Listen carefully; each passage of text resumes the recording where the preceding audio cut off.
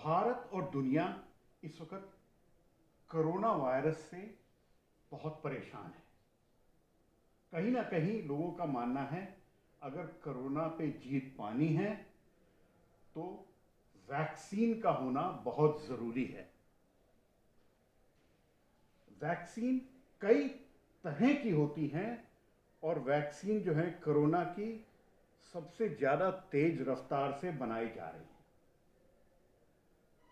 भारत ने अभी तक एक ही खास इंडिजिनस माने पूर्णतः भारतीय वैक्सीन बनाई है, वो है रोटा वायरस की वैक्सीन जो नन्हे मुन्ने बच्चों की जान बचाती है।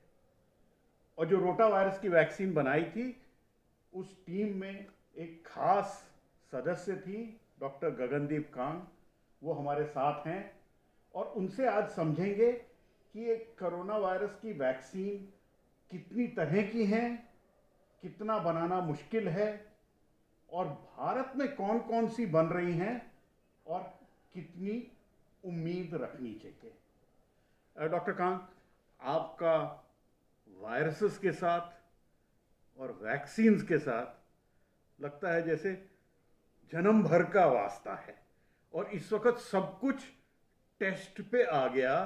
कोरोना वायरस के आने के बाद पिछले 6 महीने में हिंदुस्तान ने और दुनिया ने जो वायरस के बारे में सीखा है उतना शायद पहले कभी भी नहीं सीखा। आप बताइए ये कोरोना वायरस की वैक्सीन कैसे बनती है, किस तरह के प्लेटफॉर्म्स हैं और क्या उम्मीद रखी जा सकती है।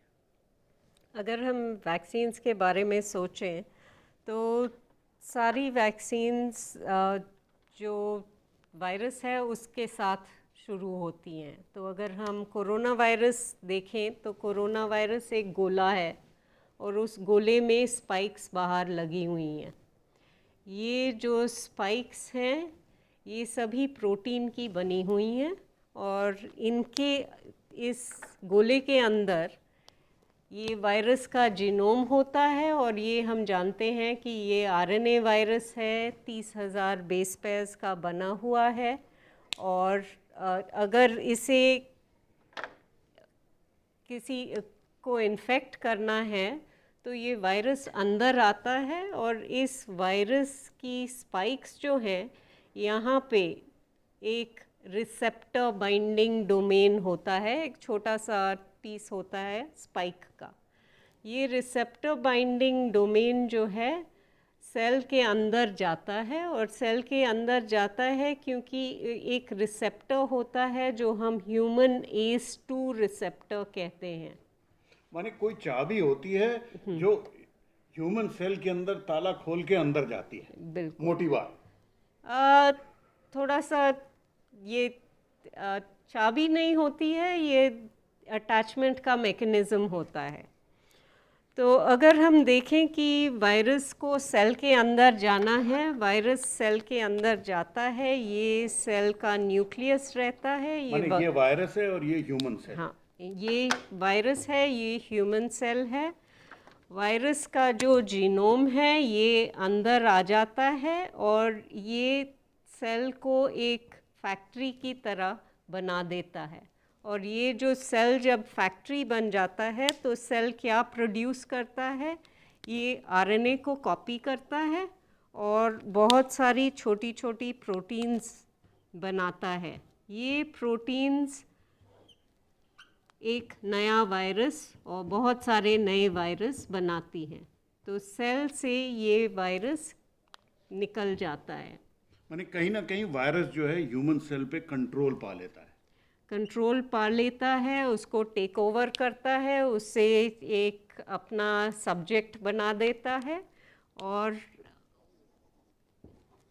कहता है कि मुझे अपनी प्रोजेनी, अपनी बच्चे चाहिए तो आप बनाइए। तो सेल यही करता है। तो इस वक्त दुनिया भर में ये वायरस जो है यही कर रहा है। तो और हम समझते हैं कि ह्यूमंस जो हैं वो सबसे इवॉल्व हैं, पर वायरसेस बहुत ही सिंपल रहते हैं, उनमें बहुत ज़्यादा प्रोटीन्स नहीं होती हैं। इस वायरस में भी ये एक बड़ा सा वायरस है, पर ये वायरस का यही एक फंक्शन है कि नए वायरसेस बनाने हैं और इसलिए इन्फेक्शंस होती हैं, ह्यूमंस को इन्फेक्ट करता है और नए वायरसेस बनते हैं। वैक्सीन जो है वो इसको बनने से रोकते हैं, कहीं ना कहीं होता है, तो किस तरह के वैक्सीन और कैसे बनते हैं? तो अगर हम वायरस को देखें, जो वैक्सीन्स हमारे पास आजकल हैं, ये सारी वैक्सीन्स या तो पूरे वायरस की वैक्सीन्स बनती हैं या छोटे से पीसेस वायरस के वैक्सीन्स में इनकॉर्पोरेट करके वैक्सीन्स बनाते हैं। तो वैक्सीन्स को अगर देखें, हम कहते हैं कि जीवित वैक्सीन्स होती हैं। अगर जीवित हैं तो उन्हें कमज़ोर बनाना चाहिए, तो ये इनको अटेनुएटेड वैक्सीन्स कहते हैं। नहीं तो हमें वायरस को मार देना चाहिए ताकि वायरस ऐसे रेप्लिकेट ना कर पाए। तो हमें इम्यून रिस्पॉन्स चाहिए, बॉडी का रिस्पॉन्स चाहिए जो कहता है कि ये नहीं होना चाहिए। और ये कैसे हम करते हैं? ये ऐसे करते हैं कि ये हम रोक देते हैं, ये अटैचमेंट नहीं होता है, वायरस सेल्स के अंदर नहीं जाता है और नए वायरसेस नहीं बनते हैं। ये कैसे हो सकता है? ये बाइंडिंग जो होती है वायरस की और रिसेप्टर की, इसको हम इंटरप्ट करते हैं, इसको रोक देते हैं। तो कैसा होता है कि अगर प्रोटीन होती है, ये रिसेप्टर बाइंडिंग डोमेन की प्रोटीन है, यहाँ आपका चाबी और ताला का एनालॉजी बिल्कुल ठीक रहा। तो बॉडी यहाँ पे एंटीबॉडीज़ बनाती है जो इस प्रोटीन को बाइंड करती हैं। जब हम ये प्रोटीन देखते हैं तो ऐसी एंटीबॉडीज़ बनाते हैं और हम ये सोचते हैं कि जब वायरस आएगा तो ये एंटीबॉडीज़ यहाँ वायरस को ब्लॉक कर देंगी, तो कि ये अटैचमेंट नहीं होती है। माने गले में हमारे पहुंचेगा, लंग्स में पहुंचेगा, लेकिन ये एंटीबॉडी उसको वहीं रोक देंगी। वहीं रोक देंगी, तो इन्फेक्शन नहीं वैक्सीन का मकसद मोटा मोटा यही होना चाहिए। बिल्कुल, सारी वैक्सीन्स यही करती हैं, या तो लाइव वायरस ऐसा एंटीबॉडीज़ को इंड्यूस करता है या प्रोटीन्स इंड्यूस करते हैं। तो अगर हम देखें, वैक्सीन्स जो होती हैं पूरे वायरस की वैक्सीन्स होती हैं, या तो मरा हुआ वायरस है या जीवित वायरस है। फिर ये प्रोटीन्स को देखें तो हम ये पूरी स्पाइक को ले सकते हैं। ये जो स्पाइक होती है ये एक्चुअली 3 पीसेस की बनी होती है, इट्स कॉल्ड ट्राइमेरिक स्पाइक। तो पूरी स्पाइक प्रोटीन को ले सकते हैं या एक छोटा सा पीस स्पाइक का ले सकते हैं। अगर पूरी स्पाइक ले लें तो ये स्पाइक को हमें स्टेबलाइज करना होता है, क्योंकि जब भी हम प्रोटीन देखते हैं, अगर एंटीबॉडी रिस्पॉन्स हमें इंड्यूस करना है तो उस प्रोटीन का शेप देखना पड़ता है, और हमें ऐसा शेप चाहिए कि सही तरीके की एंटीबॉडीज़ बन जाएं। और अगर ये स्पाइक हम स्टेबलाइज ना करें तो सही तरीके की एंटीबॉडीज़ नहीं बनेंगी। तो कितनी तरह की वैक्सीन है? क्योंकि हिंदुस्तान में अभी 3 तरह की वैक्सीन टेस्ट हो रही हैं, तो क्या अलग अलग हैं ये वैक्सीन या सभी एक तरह की हैं? ये सारी अलग वैक्सीन्स हैं। इंडिया में जो भी कंपनीज वैक्सीन्स बना रही हैं सारे अलग प्लेटफॉर्म्स यूज़ कर रहे हैं। तो जैसे कि आप सीरम इंस्टीट्यूट का कोडाजेनिक्स करते हैं, जो सबसे ज़्यादा प्रचलित है वो ऑक्सफोर्ड यूनिवर्सिटी वाली वैक्सीन है, जो कि सीरम इंस्टीट्यूट पुणे वाले इस्तेमाल कर रहे हैं, जो कि फेज़ 2 और 3 के ट्रायल पे पहुंच गई है हिंदुस्तान में। अभी शुरू नहीं हुआ है ट्रायल, लेकिन हो रहा है, उम्मीद है। वो किस तरह की वैक्सीन? वो एक वायरस वेक्टर्ड वैक्सीन है। वायरस वेक्टर्ड वैक्सीन का मतलब ये हुआ कि ये एक तरह का वायरस है, ये एडेनो वायरस एक दूसरे तरह का वायरस है। ये वाला जो वायरस ऑक्सफोर्ड वैक्सीन में है ये चिम्प एडेनो वायरस कहते हैं, क्योंकि चिंपैंजीज से आया हुआ है। और इस वायरस का अपना जीनोम होता है, पर इसमें क्या किया हुआ है कि हमने थोड़ा सा कोरोना वायरस का जीनोम लेके ये एडेनो वायरस के अंदर डाल दिया है। अगर हम ये करते हैं तो एडिनोवायरस जो है ये इसी तरह जैसे कि कोरोना वायरस सेल के अंदर जाता है, एडिनोवायरस भी सेल के अंदर जाता है, पर जब उसे नए पार्टिकल्स बनाने हैं तो ये नॉन रेप्लिकेटिंग वेक्टर है, मतलब कि इसके बच्चे नहीं होते हैं, पर क्या बनता है, ये जो प्रोटीन है ये बन जाती है। तो सेल को टेक ओवर करके फैक्ट्री बना के ये वायरस नहीं बनता है, पर ऐसी प्रोटीन्स बनती हैं।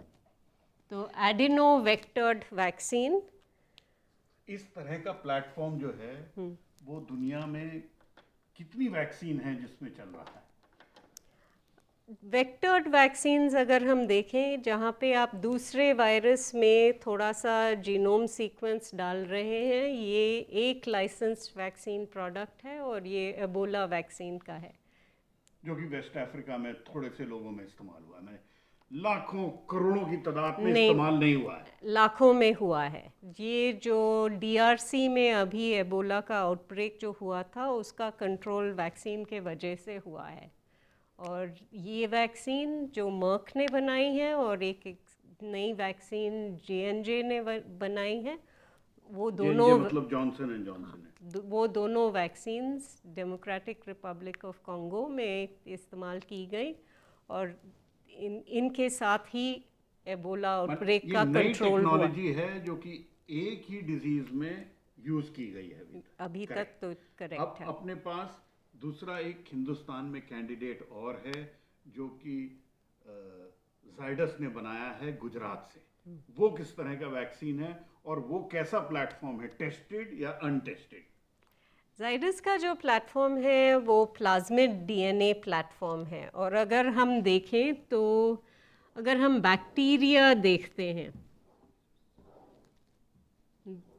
बैक्टीरिया में एक लॉन्ग क्रोमैटिन स्ट्रैंड होता है जो बैक्टीरिया का जीनोम होता है, और बैक्टीरिया के अंदर ये कुछ पीसेस होते हैं डीएनए के जो हम कहते हैं कि ये एक्स्ट्रा क्रोमोसोमल डीएनए हैं। इनको प्लाज्मिड भी कहा जाता है। और छल्ले होते हैं डीएनए के। यस, एंड ये जो प्लाज्मिड होता है, ये प्लाज्मिड एक सेल से दूसरे सेल को जा सकता है। और जो जाइडस की वैक्सीन है वो एक प्लाज्मिड डीएनए वैक्सीन है।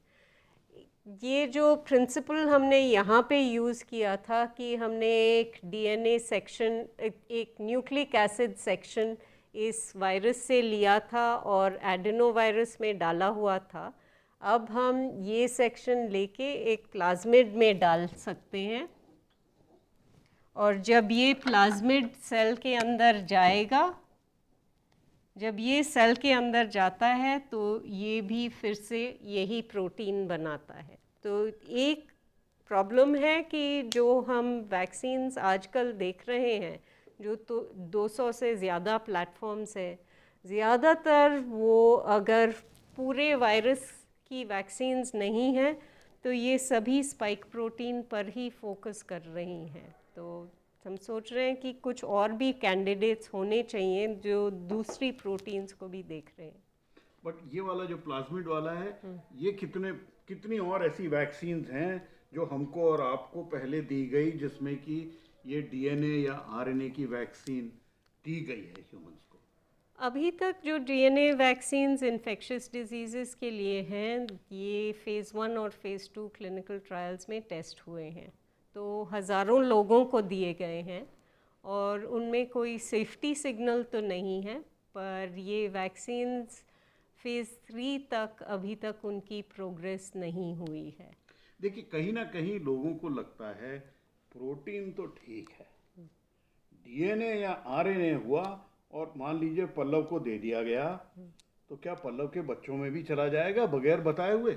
नहीं, ऐसा नहीं हो सकता है, क्योंकि ये अगर वैसा होना चाहिए तो ये जो प्लाज्मिड है ये न्यूक्लियस के अंदर जाना चाहिए, और ये जो प्लाज्मिड्स या आरएनए या डीएनए वैक्सीन्स, जो बहुत सारी वैक्सीन प्लेटफॉर्म्स अब बनी हुई हैं, उनमें ये इंटीग्रेशन नहीं होता है।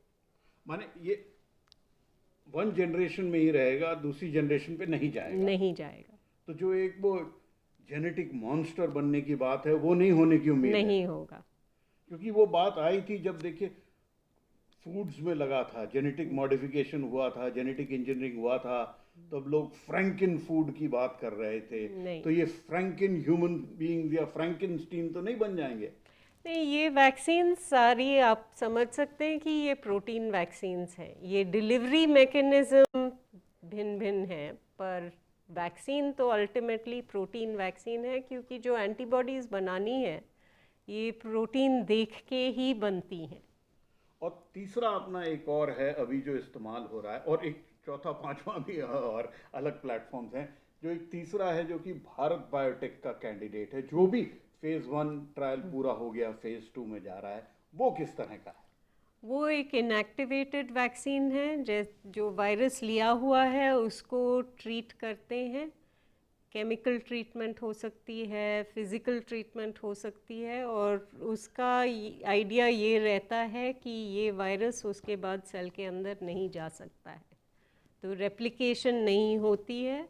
और तो अगर जो हमारे इम्यून सेल्स हैं ये मरा हुआ वायरस देखेंगे तो एंटीबॉडीज़ बनाएंगे, पर बीमारी नहीं होगी। वो टेस्टेड प्लेटफॉर्म है या वो भी अनटेस्टेड है? बिल्कुल ही टेस्टेड प्लेटफॉर्म है। बहुत सारी वैक्सीन्स जो हम आजकल लेते हैं इनएक्टिवेटेड वैक्सीन्स हैं, जैसे कि कौन सी? पोलियो वैक्सीन, इनएक्टिवेटेड जो इंजेक्टेबल पोलियो जो वैक्सीन आजकल बच्चों को दी जा रही है। बिल्कुल वो आपने तो बूंदें ली थी जो, या, तो वो इनएक्टिवेटेड है। वो और कौन से हैं inactivated है। इनएक्टिवेटेड? इन्फ्लुएंजा इनएक्टिवेटेड वैक्सीन है। तो अगर हम बैक्टीरिया देखें तो bacterial vaccines, whole cell vaccines are inactivated. So वो हैं जो कि करोड़ों की तादाद में दी जा चुकी हैं। दी जा चुकी है। तो उससे हमको डरने की ज़रूरत नहीं है कि नया है तो डरें। नहीं, ये हमें देखना पड़ता है कि हर एक वैक्सीन अलग अलग रहती हैं, तो सेफ्टी हर एक वैक्सीन की देखनी पड़ती है। 1950s में एक RSV वैक्सीन बनाई थी, इनएक्टिवेटेड वैक्सीन, और उसके साथ ऐसा हुआ था कि इनएक्टिवेटेड वैक्सीन बच्चों को दी गई, पर उन बच्चों को जब नेचुरल इन्फेक्शन हो गई तो उनको बहुत ही ख़राब डिज़ीज़ हुई थी। तो वो कंडीशन हम कहते हैं vaccine associated enhanced respiratory disease. So inactivated vaccines की सेफ्टी या अटेनुएटेड वैक्सीन्स की सेफ्टी, प्रोटीन वैक्सीन्स की सेफ्टी, ये सब हमें देखना पड़ता है। ये नहीं कह सकते हैं कि इनएक्टिवेटेड है तो सेफ़ है या लाइव अटेनुएटेड है तो सेफ़ है। माने यूज़ किया गया, लेकिन कोरोना में किस तरह करेगा वो अभी हमें नहीं पता है। और कोरोना में हम कई अलग अलग तरीके अपना रहे हैं। और कौन सा है जो कि हम हिंदुस्तान या भारत में कर रहे हैं? हम दूसरे वेक्टर्स देख रहे हैं। ये एडेनो वेक्टर है, पर हम रेबीज़ वेक्टर देख रहे हैं, हम मीज़ल्स और VSV वेक्टर्स, सो 4 वायरल वेक्टर्स देख रहे हैं। सीरम का एक लाइव अटेनुएटेड प्लेटफॉर्म है जो कोडाजेनेक्स के साथ उनकी कोलैबोरेशन है, जहाँ पे वो जेनेटिक सीक्वेंस को मॉडिफाई कर रहे हैं ताकि वायरस सेल के अंदर नहीं जा सके। एक इन्फ्लुएंज़ा कॉम्बिनेशन वैक्सीन देख रहे हैं। तो बहुत सारे प्लेटफॉर्म्स हैं जो लोग देख रहे हैं अभी तक। कई वैक्सीन हैं जो फेज़ 1 फेज़ 2 में गई, जिसमें कि सेफ्टी और रिस्पांस क्या आ रहा है, इम्यून रिस्पांस, वो चेक हुआ है। अभी तक कोई फेल हुआ या कोई सक्सीड किया? इतना भी चला है आगे, तो सब कितना है, कुछ उम्मीद क्या है? अभी तक 20 से ज़्यादा वैक्सीन्स ह्यूमन ट्रायल्स में गई हुई हैं, और अभी तक कोई वैक्सीन प्रोग्रेस नहीं रोकी गई है।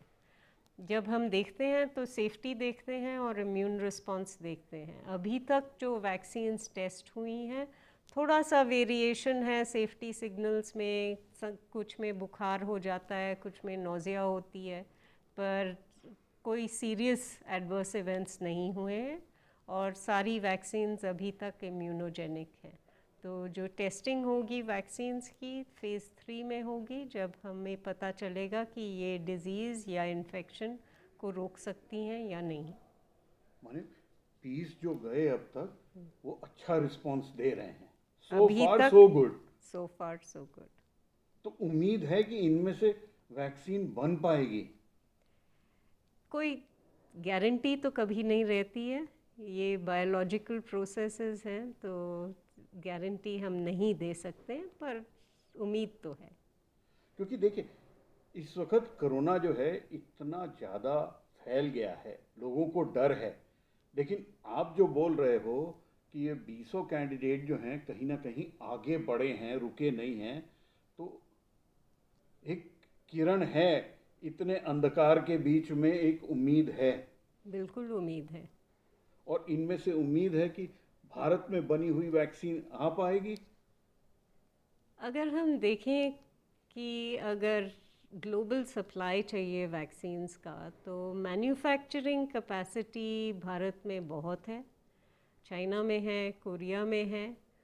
तो अगर किसी कंपनी को वैक्सीन्स बनाना है और बिलियंस ऑफ डोजेस बनाने हैं, तो भारत में उन्हें आना ही चाहिए। और भारत की अपनी वैक्सीन भी है जिनका इंटेलेक्चुअल प्रॉपर्टी राइट हमारे पास है। मैंने ऑक्सफोर्ड वाली वैक्सीन को वो चाहे तो रोक सकते हैं, लेकिन भारत बायोटेक है, जाइडस वाली है, बायोलॉजिकल ई वाली है, वो तो अपने ही स्ट्रेन से बनी है, हमारे अपनी इंटेलेक्चुअल प्रॉपर्टी राइट्स हैं, उस पर तो हमारा कंट्रोल होगा। आजकल हम ये सोच रहे हैं कि कहीं भी वैक्सीन बने, ये ग्लोबल एक्सेस के बारे में हमें सोचना चाहिए कि सभी लोगों को ये वैक्सीन्स मिलनी चाहिए। WHO अभी एक प्रायोरिटाइजेशन और एलोकेशन फ्रेमवर्क बना रहा है, जहाँ एक पूल में सभी लोग सभी कंपनीज अपनी वैक्सीन कंट्रीब्यूट करेंगे और उस पूल से वैक्सीन डिस्ट्रीब्यूट होगी। जिन लोगों को सबसे ज़्यादा ज़रूरत है, सबसे अर्जेंट ज़रूरत है, उन्हें वैक्सीन दी जाएगी पहले। मैडम ये ग्लोबल गुड की जो बात है ना, ये हिंदुस्तान कई बारी मार खा चुका है इससे।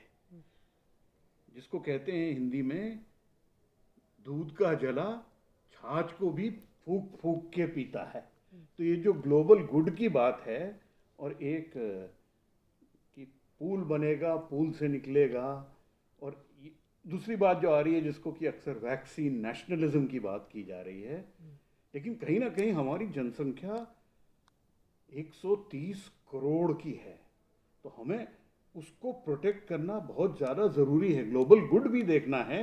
देखिए हाइड्रोक्सीक्लोरोक्विन में हिंदुस्तान ने सबको दी, दवाई दे सकते हैं हम, लेकिन अपनी जनता को भूल नहीं सकते हम। आपको ये भी सोचना चाहिए कि अगर आपके रिस्क ग्रुप्स हैं हेल्थ केयर वर्कर्स, आप अपने जवानों को प्रोटेक्ट करेंगे या किसी और कंट्री के हेल्थ केयर वर्कर्स को प्रोटेक्ट करेंगे, ये हमें सोचना पड़ेगा। क्योंकि अगर प्रायोरिटाइजेशन फ्रेमवर्क करना है, तो health care workers are frontline workers, elderly people with comorbidities. अगर हम देखें तो हमारी पॉपुलेशन के ये 25-30% होंगे।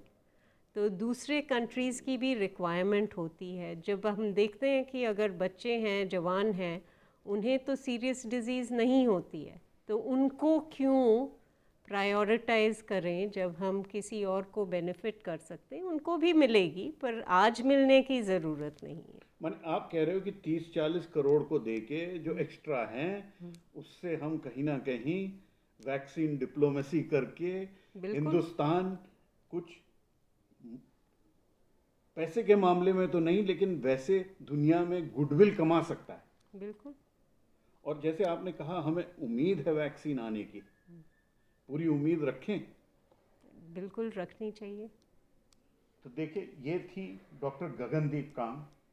हिंदुस्तान में जो अभी तक एक इंडिजिनस वैक्सीन बनी है वो इनकी ही टीम ने बनाई थी, तो इनकी बात पे भरोसा रखना चाहिए जब ये कह रही हैं कि उम्मीद है कोरोना वायरस का वैक्सीन आएगा, क्योंकि वो वायरस इतना बदल भी नहीं रहा है और कई कैंडिडेट हैं अलग अलग जिसमें कि ये वैक्सीन बनाए जा रहे हैं। और उम्मीद रखनी चाहिए कि हिंदुस्तान की जनता को और दुनिया भर को भी वैक्सीन मिल पाएगा। एक चीज़ हमने जो बात नहीं की वो थी कितनी जल्दी आएगा, क्या पैंडेमिक ख़त्म हो जाएगा उसके बाद वैक्सीन आएगा। अब जैसे दिल्ली की जनता में कहा जा रहा है कि 20% जनता को तो ऑलरेडी वायरस ने इन्फेक्ट कर दिया है, तो कहीं ना कहीं उनको एक नेचुरल वैक्सीन लगा है। अगर ये चीज़ बढ़ गई तो क्या वैक्सीन की ज़रूरत होगी, किस तरह से लगेगा, किस तरह से डिस्ट्रीब्यूट होगा। लेकिन डॉक्टर कांग ने समझाया बड़े सफाई से कि कितने कैंडिडेट्स हैं और सबसे उम्मीद रखनी चाहिए, और हिंदुस्तान के भी अपने कैंडिडेट हैं और उम्मीद ये रखनी चाहिए कि जल्द से जल्द कोरोना पे किसी तरह से काबू पाया जाएगा। अक्सर मैंने कहा है कोरोना हारेगा, देश जीतेगा। फरीदाबाद से डॉक्टर कांग के साथ पल्लव बागला।